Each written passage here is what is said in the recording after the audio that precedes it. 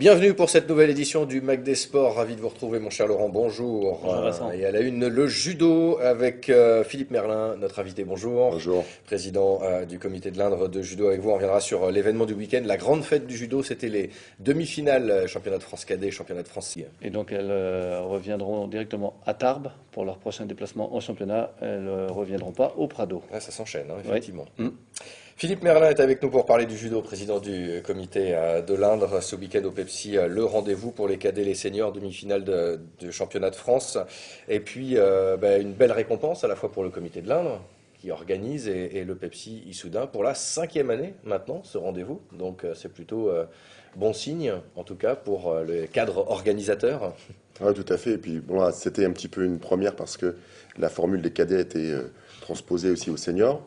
Et donc, aujourd'hui, la volonté de la fédération, c'est qu'il y ait de plus en plus de gens qui aillent vers le haut niveau. Donc, on fait des demi-finales dans toutes les régions. Donc, nous, aujourd'hui, l'Indre, on est leader, je dirais, dans la région centre parce qu'on a d'abord le matériel et le comité d'organisation. Et donc, on s'est positionné aussi pour faire les demi-finales, les premières demi-finales seniors de la région, avec quand même de bons résultats globalement. Je vois que le sport dans l'Inde se porte bien dans les autres disciplines, mais le judo, on est à l'image de ce qui s'est passé le week-end au basket et puis et au football. C'est assez bien. On suit. Voilà.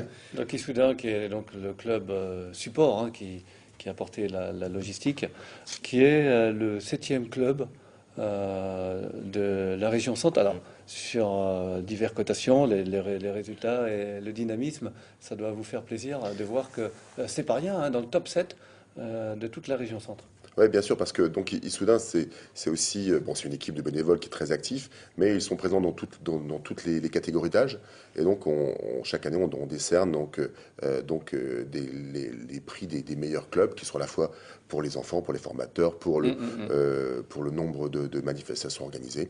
Issoudun, c'est vraiment un club sur lequel on peut se reposer, et ça fait longtemps qu'on le fait. Ouais. Et puis il y a une bonne ambiance, si vous voulez. Ouais. Mais c'est vrai, quand on voit le nom des sites retenus et le nom d'Issoudun, qui est le plus petit, un des plus petits en tout cas, c'est bien de voir que l'Indre est capable d'organiser ça. Oui, en plus, il faut dire qu'il y a un des exemples, parce que les professeurs d'Issoudun sont tous les deux présents sur les tatamis, mais en tant que professeurs, mais ils sont aussi sur les tatamis en tant que compétiteurs encore, et ça Oui. donne je crois que ça motive beaucoup l'ensemble du Ouais. club. Et, Alors, et même en tant qu'arbitre. Voilà. oui, Ouais, on va le voir tout à l'heure. Ouais. En tout cas, il y avait du lourd, parce qu'il y en a beaucoup de participants qui ont déjà eu des podiums nationaux, ce qui a élevé un petit peu le niveau, et forcément pour l'Inde, c'était plus difficile. Oui, parce qu'aujourd'hui, le nouveau système de sélection, c'est que tout le monde puisse aller au championnat de France, mais bien sûr, il y a beaucoup moins de privilégiés qui restent première division d'une année à l'autre. Donc seulement les podiums nationaux de l'année en cours sont restés première division. Donc on se retrouvait avec des gens comme Antoine Jalin, D'Orléans. voilà, d'Orléans, plusieurs fois champion de France, médaillé aux Europes. Des gens comme Antoine Bidot. Enfin, donc on a aujourd'hui beaucoup de gens qui reviennent passer par les qualificatifs, alors qu'ils ont eu des passés internationaux de qualité. Mais Ouais. bon, ça donne du spectacle et ça donne aussi Ouais. un challenge pour tout le monde. Alors, les compétiteurs de toute la France ont le choix, en fait, de venir où ils veulent. Alors là, il y a évidemment une majorité de la région centre, mais il y en a qui venaient de Normandie, de Paris, de Bourgogne. Ah, est-ce qu'il y a une petite spéculation en disant on va venir peut-être à Issoudun où on a peut-être plus de chances de se qualifier? Est-ce qu'il y a un petit calcul? Je pense que c'est pas un bon calcul, parce qu'il faut savoir que bon, déjà on a une forte région avec l'US Orléans. Ah bah Donc oui, oui. bon, bien sûr, on a quelques Parisiens qui descendent, parce que le système de qualification fait que nous, dans nos régions, c'est 2 par catégorie. Sur Paris, il y a un quota qui est un peu plus important. Ouais. Mais évidemment, on attire quand même du monde, parce que de toute façon, si on passe pas les qualifications, on a peu de chances de briller au championnat de France. Ouais. Donc aujourd'hui, la position de l'Indre est assez centrale. On est relativement bien desservi par les autoroutes. Ben, on a des gens qui viennent nous voir. Ça relève le niveau de la compétition, mais nous, on en est content Ouais. de recevoir tous ces gens-là. Alors les finalistes avaient leur billet pour les championnats de France. Alors le troisième peut encore avoir une chance dans d'autres championnats de France plus tard. Alors, tout à fait. Donc, les demi-finales se décomposent en 2 week-ends. Donc, il y a donc un week-end qui aura lieu au mois d'avril, où il y aura encore des demi-finales. Donc là, nous irons dans d'autres régions, essayer donc de prendre nos qualifications, c'est-à-dire on ira sur le Poitou ou sur l'Auvergne, et à ce moment-là, eh bien, ceux qui ont déjà réussi la bonne performance de faire 3e à Issoudun pourront, en réitérant la performance, se qualifier au Championnat de France, puisque les 2 premiers ou ceux qui font 2 fois 3e peuvent se qualifier pour le Championnat de France. Très bien. C'est la particularité effectivement de ce système, quoi. Voilà. Effectivement. Mois d'avril ou mois de mars, le deuxième Alors, mars pour les demi-finales et voilà, la finale. Les finales au mois d'avril à Clermont. Voilà. C'est ça. On va regarder des images d'abord et puis on va parler justement des résultats de nos Indriens juste après. Cyril, alors vous êtes un spectateur attentif et évidemment concerné par ces joutes de judo. Oui, parce que d'une part, comme je chapeaute un petit peu sur la région, les jeunes là sur cette tranche d'âge, donc j'ai un regard régional sur les éventuelles chances de médailles peut-être, on espère, sur les championnats de France, déjà ceux qui vont se qualifier, et puis plus directement avec certains que j'ai directement tous les jours à l'entraînement sur les pôles sport à Orléans.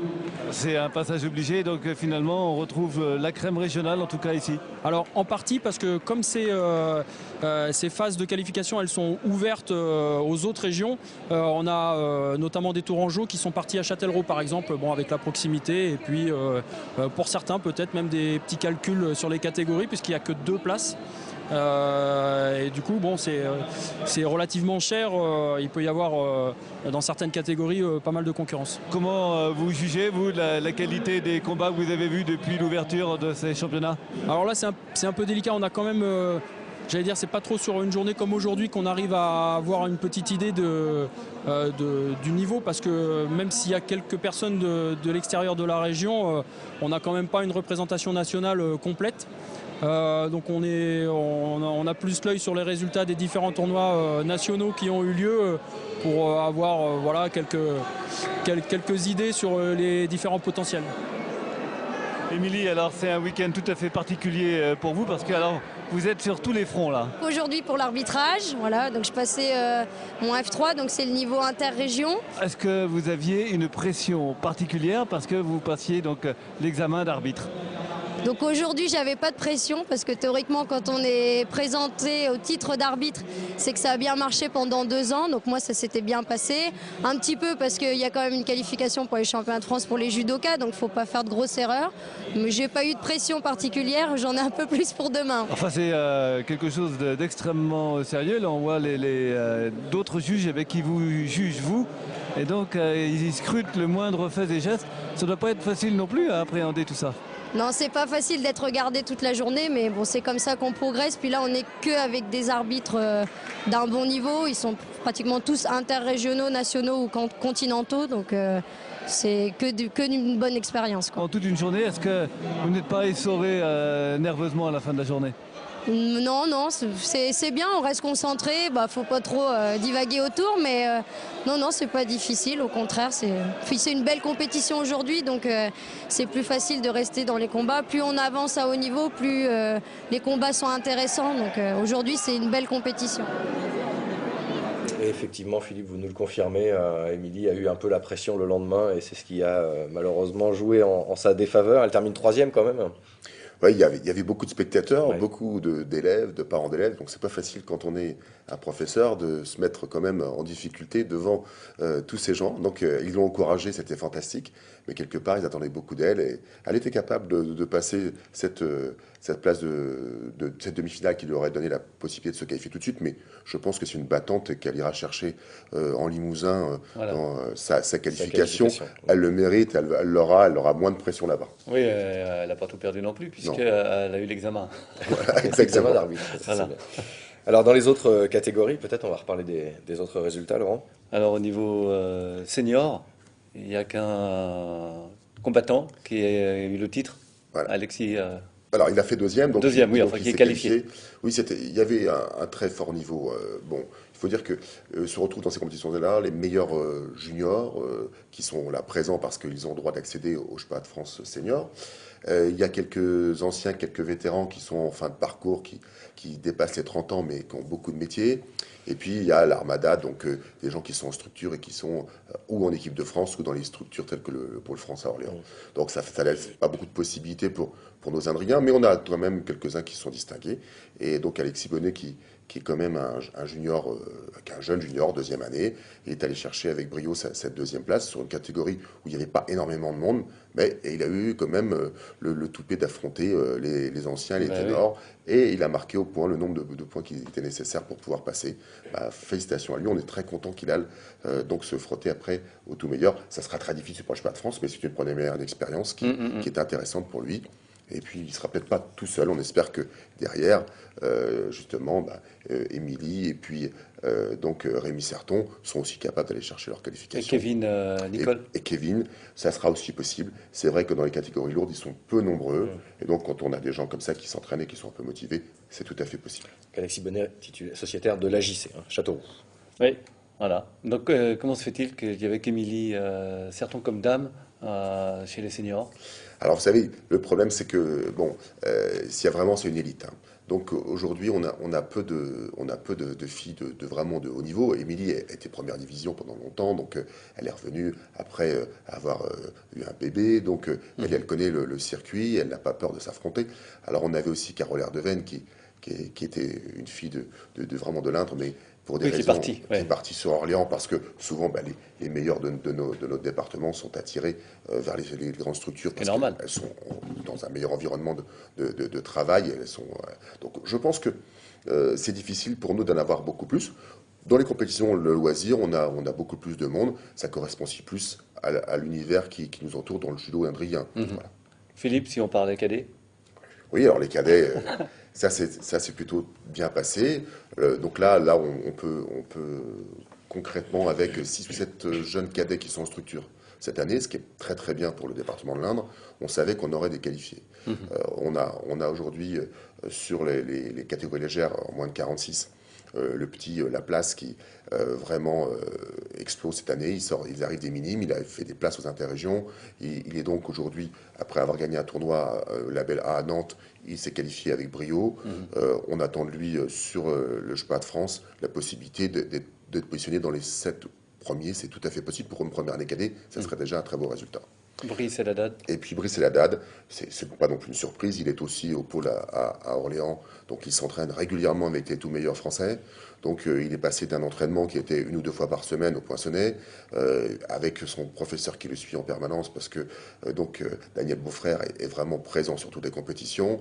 Il l'a laissé aller sur Orléans pour qu'il s'entraîne d'une façon quotidienne, avec les meilleurs. Le résultat, une belle victoire, et puis des espérances aussi. Tout à fait pour la suite. Après, vous savez, le sport, il y a beaucoup d'incertitudes, mais il est clair qu'ils font partie des 20 meilleurs et on attend pour eux aussi des belles places dans l'avenir. Oui, il y en avait un troisième qui était déjà qualifié. Déjà qualifié, vous n'avez pas donné son nom, pourtant vous le connaissez fort bien. Oui.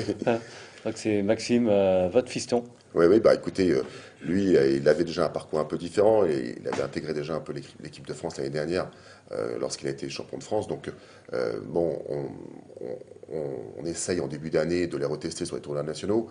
Il a été au Gymnasiade au Brésil, il a fait des compétitions internationales. Donc, le but, c'était pas du tout qu'il combatte sur ces compétitions-là. Et on préserve en général les leaders. Donc, il était dans ce cas-là. Il a gagné le tournoi de Cannes, le tournoi international, cadet, qui correspond à peu près au tournoi de Paris pour les cadets. Donc ça l'envoie directement. Donc ça l'envoyait directement pour le Championnat de France. Et donc là, il se prépare sereinement pour cette échéance où il doit réitérer. Bon, ils sont 2 ou 3 à pouvoir gagner, mais encore faut-il être présent en forme le jour J. Voilà. Ouais. Et il a accepté de faire pour BIP TV, pour vous, Laurent, une petite démonstration et de répondre à vos questions à l'occasion de ce tournoi. Oui, et en plus, il voulait encourager ses copains de la JC, donc c'est bien. Tout à fait. Allez, reportage. Maxime, alors tu vis une année absolument sensationnelle. Là, tu as fait fort avec Anne, raconte-nous un petit peu. C'était une compétition d'enjeu national avec une sélection pour les chemins de France, puis une sélection pour un tournoi en Croatie. Je voulais gagner une confirmation, donc une sélection pour une Coupe d'Europe, ça fait toujours plaisir et et j'espère que ça va donner naissance à une belle année. Et tout avait hyper bien commencé au JO, si on veut, scolaire, les gymnasiades, où là tu avais ramené la médaille d'argent du Brésil. Oui, bah, j'avais fait deuxième, oui, à Brasilia. Donc c'était un début, je montais de catégorie, donc ça fait très plaisir. Et sortir une troisième fois en international avec tout le groupe, c'est une super expérience. Et ce qui est bien, c'est de confirmer à chaque fois, parce que après le Brésil, donc il y a eu Cannes, tu étais au rendez-vous, et maintenant il faut préparer la Coupe d'Europe en Croatie. Voilà, la Coupe d'Europe en Croatie, puis après les championnats de France qui sont aussi très très importants, le 19 avril. Les championnats de France, eh tu es tenant du titre, donc il faut garder ta couronne.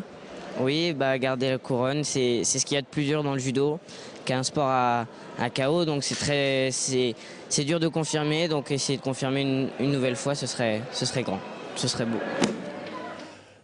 Philippe, ça fait quoi d'être président du comité de l'Indre et d'avoir un fiston comme locomotive bien de son sport? Bah, ça fait plaisir, on est des exemples, voilà, mais bon, je pense que bon, bien sûr, c'est émouvant. Bon, moi, je vis pas à côté des tatamis.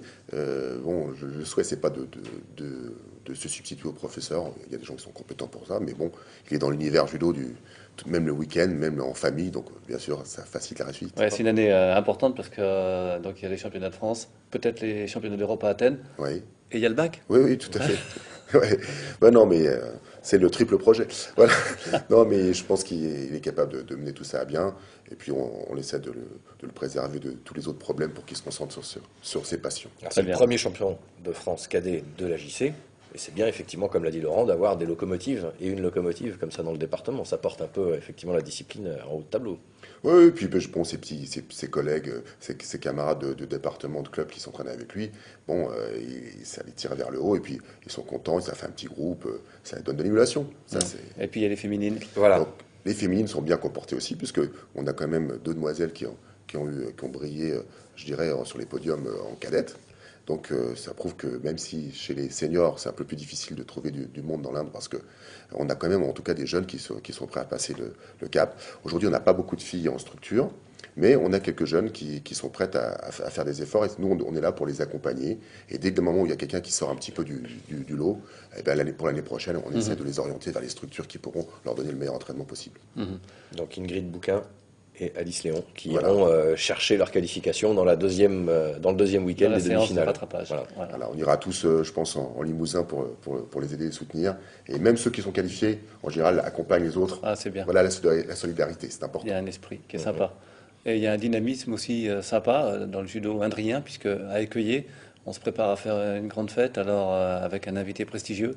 Voilà, oui, donc les petits clubs, parce qu'Écueillé, c'est un des plus petits clubs de notre région et de notre département, mais il y a une équipe très motivée. Alors, donc c'est la famille Pournain. Pourquoi la famille? Parce que le papa vient de laisser la place au fiston, donc c'est une affaire de famille.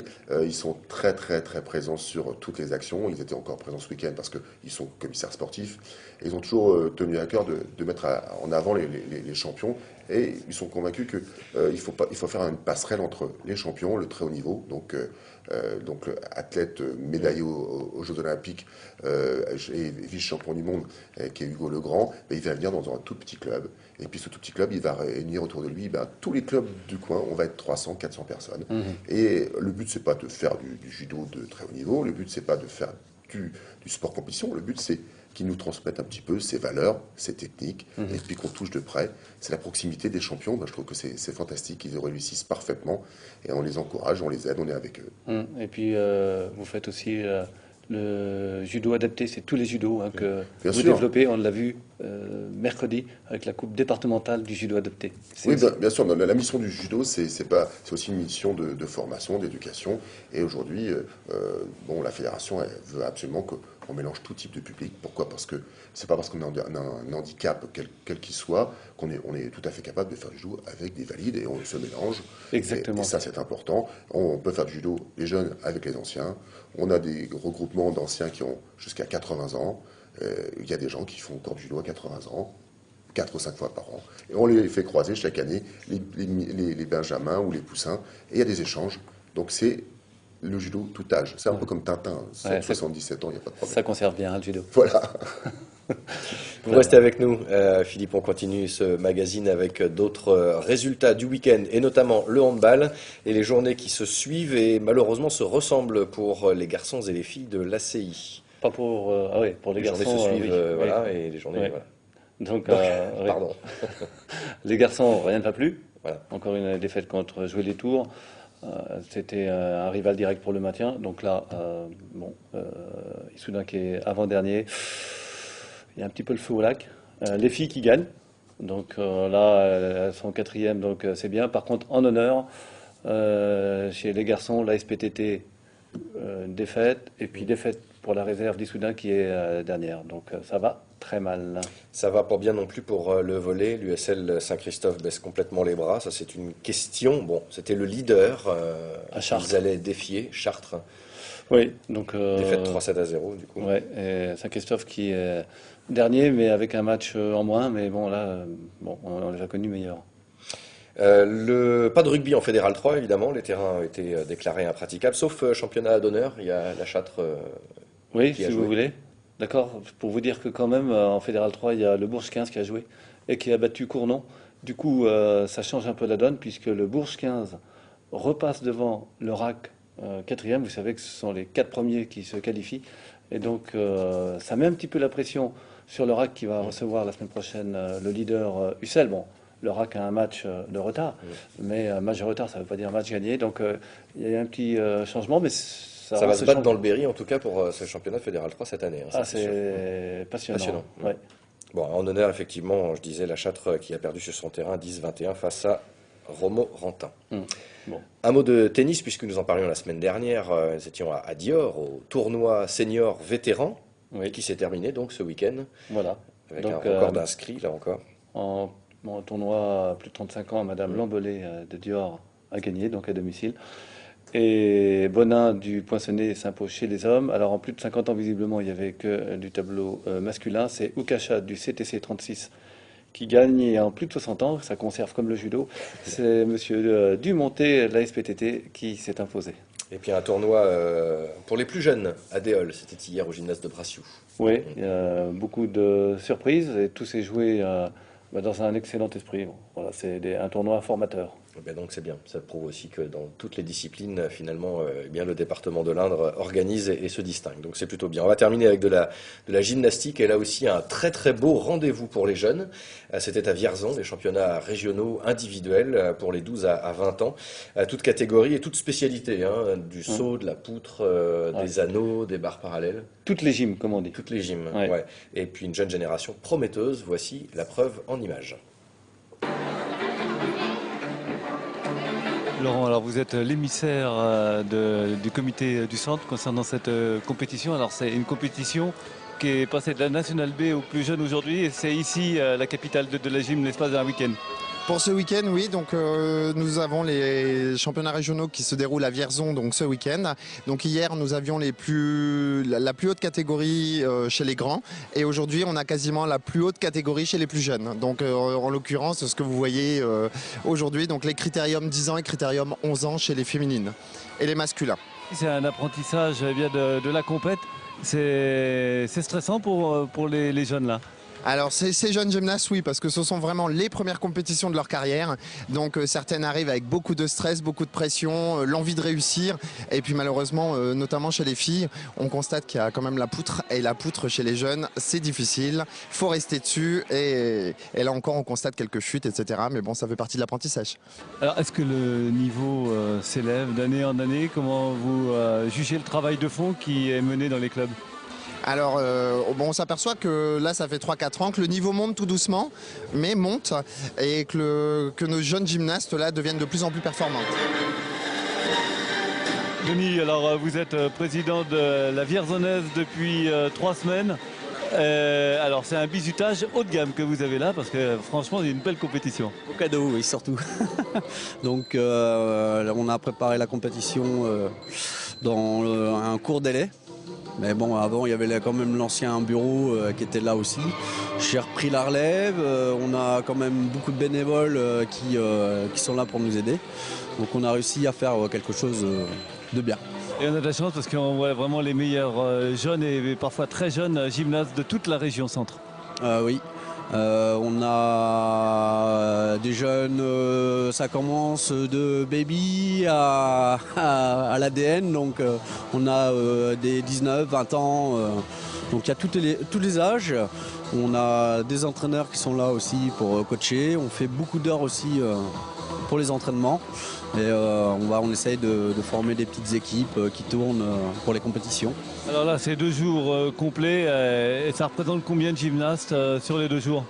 Là, dans mes souvenirs, c'est 500 gyms à peu près. Donc avec les personnes, ça fait 1200 personnes le week-end. Donc hier, c'était une grosse journée aussi, pas mal de compétiteurs, le National B, qui ont fait des beaux matchs. Donc la Vierzonnaise, on a eu un médaillé 3 fois. Donc non, on est quand même assez contents de nous et on espère que tous les autres clubs arriveront à faire comme nous. Voilà, belle manifestation, quelques résultats justement Ouais. sur ce... On notera qu'il y avait les clubs de Châteauroux-Vineuil Ouais. et Issoudun. Et concernant les titres pour l'Indre, Malina Guisset de l'Issoule-Dunoise a gagné en libre national 12 ans. Et Vincent Kowalski de Châteauroux a gagné en critérium interrégional des 13 ans. Très bien. Voilà. À suivre donc pour le week-end prochain, on suivra évidemment la Berry, c'est évident, Au Havre, tout à fait. au Havre. Et puis en attendant, on vous retrouvera jeudi dans Top Chrono avec une graine de championne, là aussi dont on a déjà Clémence. parlé, Clémence Tellier. Tellier qui sera là sur le plateau. Donc première compagnie de tir à l'arc du bas Berry de Châteauroux. Donc Oui, ça, parce c'est bien. qu'elle ira ensuite au championnat de France. Et puis juste après, un Berry match comme chaque mois. Et ce mois-ci, vous êtes intéressé au basket dans l'Indre. Avec Jimmy Rella pour la Berry et Yann Valin pour le Poinçonnet. Ce seront des échanges croisés entre ces deux techniciens très forts. Et puis bien entendu, lundi prochain, même endroit, même heure pour le Mac des Sports. Merci beaucoup Philippe Merlin d'être passé nous voir. À très bientôt, vous revenez quand vous voulez. Et puis Laurent, très très bonne soirée à toutes et à tous. Passez une très très belle soirée sur BIP TV. Merci de votre fidélité.